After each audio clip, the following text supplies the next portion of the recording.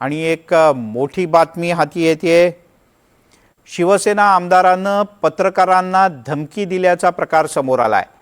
भर कार्यक्रमात मंचावरून माईक हातात घेऊन बघून घेईन, माझ्यावर आधीच खूप कलम आहेत असं म्हटलंय शरद सोनावणे यांनी। भर सभेत आमदार असलेल्या शरद सोनावणे यांनी या प्रकारची भाषा पत्रकारांकरता वापरली।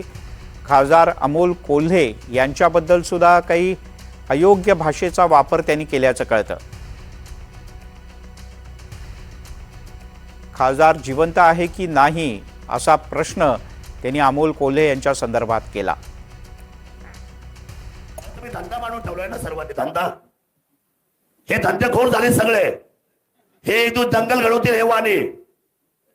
मी आपल्याला सांगतो, ऐका, सत्य काय आहे मला सांगा।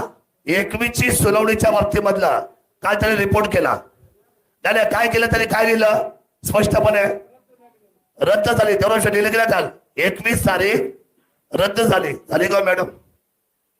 मग मला सांगा हे का, हे कशासाठी? जिल्हाधिकाऱ्याला फोन केला तुम्ही? बरं जाऊ द्या, ते 15 वर्ष होऊ द्या ते, आणि मी आहेच, हात मी पाहतोच एकदा, मी आहेच आहे, शरद सोनवणे माझं नाव आहे, असे माझ्या खूप कलम लागलेली आहेत पहिल्यापासून, मी आहेच ना। हे असं तुमचं मी पाहणार, ते नंतर आज नाही इथं काय तुमचा अधिकारच नाही बोलत। कोण आहे तुम्ही? नागरिक घरी तुमच्या? वारे नागरिक, आमची वाट लावतो तुम्ही नागरिक आहे काय?